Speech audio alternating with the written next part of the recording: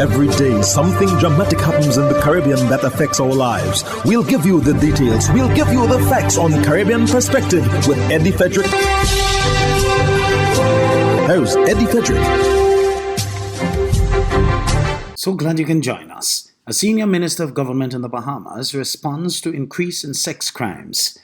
This story takes the lead in today's edition of Caribbean Perspective for Tuesday, 7th March 2023. Details when we return. Hubbard's Multi-Department Mount Gay and Hubbard's Tire Bay, located at the Building Supplies Compound in Grand Anse, are reminding the motoring public that another round for licensing and inspection has begun. Just arrived on new shipments of quality furrowed and torque tires to fit all makes and models of vehicles at competitive pricing. Shop early to avoid the hassle of long lines. WhatsApp them on 473-405-5482. Hubbard's, quality service, affordable prices.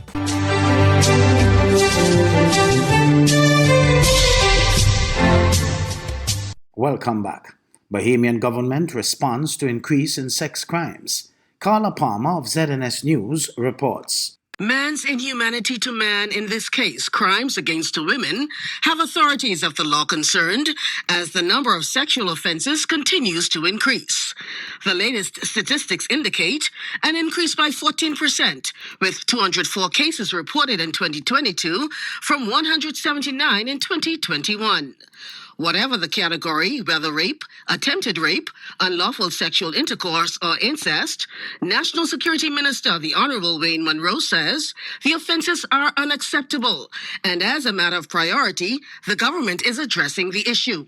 It would appear that there is a lack of civility that is increasing, that has led to an uptick in crimes against a person, inclusive of murder. There seems to be a disregard for humanity, which has led to an uptick in sexual offenses. As a response to tackling sexual offenses, Minister Monroe says he and his team will establish a consolidated sexual offenses domestic violence unit that will not only house the members of the Central Detective Unit, CID, but will also have offices for NGOs to take care of the needs of victims of sexual offenses and domestic abuse. The Commissioner is very adamant that we cannot tolerate this type of crime, and the victims of this type of crime must feel comfortable to come forward and make their complaints, and must have a proper experience with the system in order to have confidence to come forward and give their evidence. Without disclosing the location, the National Security Minister says they have identified a building to house that special unit. At this point, my last briefing was that they were doing the outfitting of it, because little things like the color of walls that greet someone could affect your psyche, so they're doing it properly, and they're outfitting it now. Minister Monroe anticipates a formal opening of that sexual offense domestic violence unit in a month's time.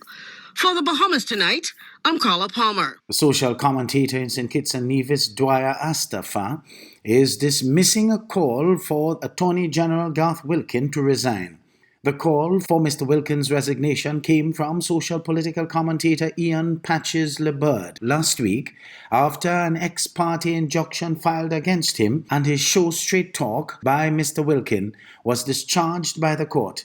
At the heart of the ex-parte injunction was the matter of late Social Security payments on behalf of an employee. Prior to becoming Attorney General, he owed Social Security money in relation to an employee of his. He was late in the payments, and he went to Social Security, sorted out the payments. That was the end of the matter. No legal action taken, no legal action necessary. Now, I said this happened before he became Attorney General, but I don't want that to be any distinguishing point in the conversation. He should have paid on time, and that's the end of it. But there are ways of fixing that without having to resort to court. And the Social Security does that every day indeed. And I'm not making excuses for him.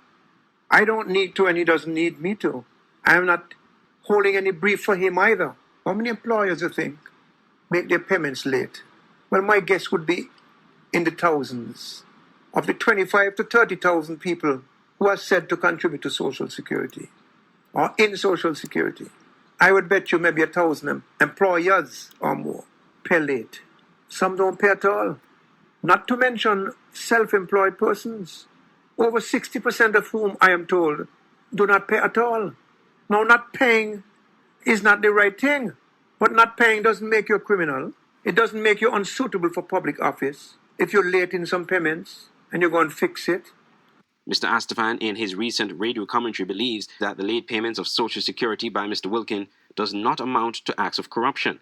He is of the view that some on the opposition side are uneasy with the government's good governance and anti-corruption agenda. By no stretch of the imagination does it rise to that level. Meanwhile, I've noticed in recent times an edginess among certain people.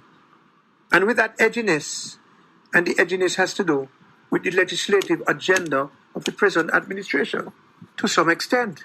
And with that edginess, we're seeing efforts to distract the country's attention from the legislative activities and those other administrative and regulatory arrangements that are being made and will continue to be made.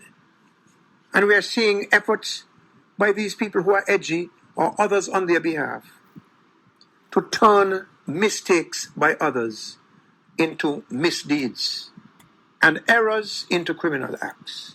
And we are seeing efforts to have you believe that certain people are corrupt and unsuitable for public office. Well, I said to you today, Wednesday, the 1st day of March 2023, Mr. Wilkin should have paid on time. He didn't. He went and settled and paid off the money. How does that reach the level of resignation? According to Mr. Liebert, the ex-parte injunction has had unacceptable effects on him and his family, and he would seek appropriate redress. Andre Huey, SKN Newsline. You're listening to Caribbean Perspective with Eddie Frederick.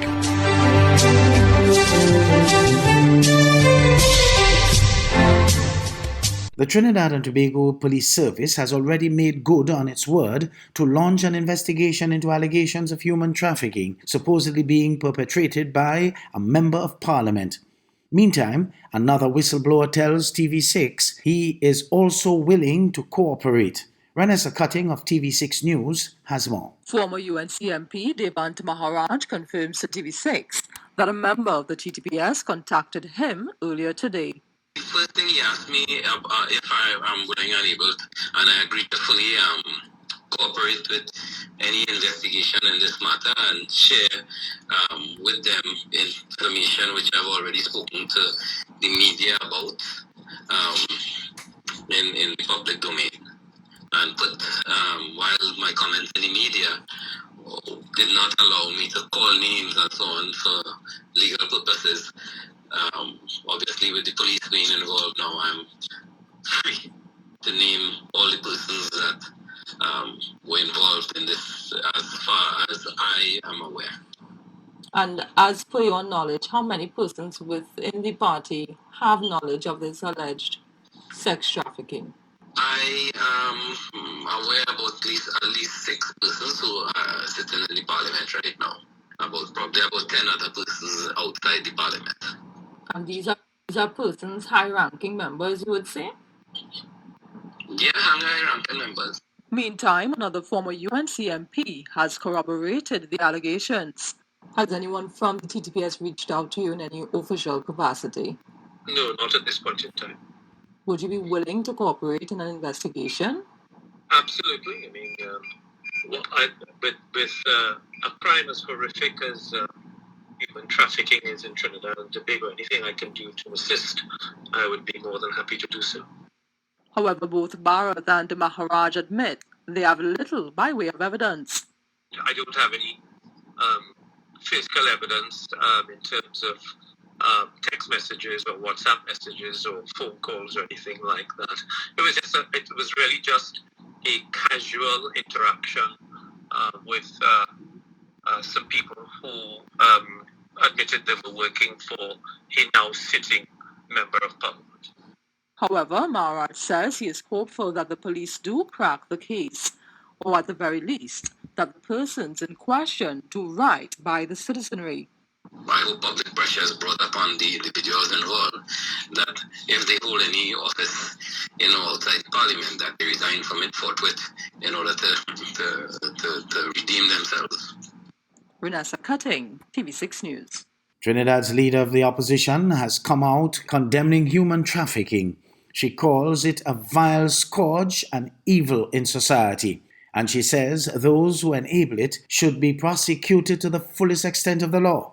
The opposition leader also wants people making allegations to bring evidence to back up those allegations.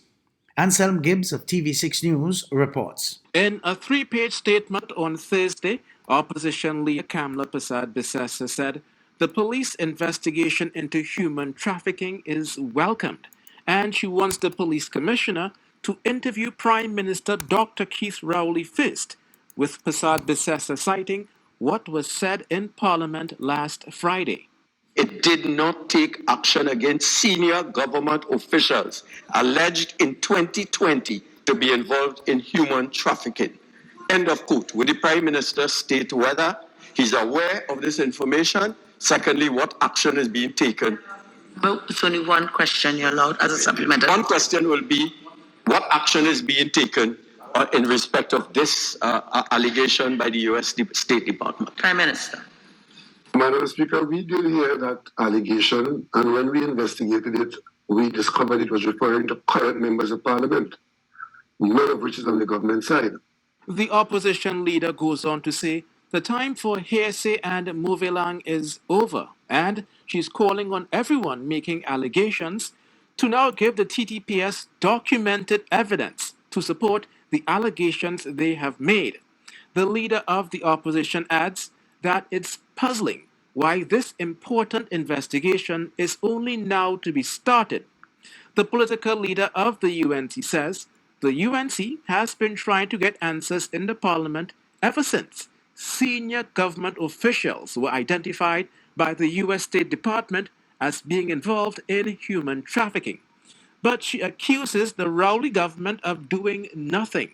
Persad-Bissessar also wants media houses to come under the microscope. She wants the police to investigate whether advertisements in daily newspapers for escort and other personal services may amount to enabling human trafficking. And the third point in the 3-page statement called on police to extend their investigations to the pedophile allegations in the Sabga and Judith Jones reports. Anselm Gibbs, TV6 News. Hubbards is once again innovating the way you shop with its new online store, providing 24-hour shopping convenience. You can shop now for appliances, hardware, houseware, building material, and more. Free delivery island-wide. Start shopping now at hubbardshardware.gd. Safe, convenient, reliable.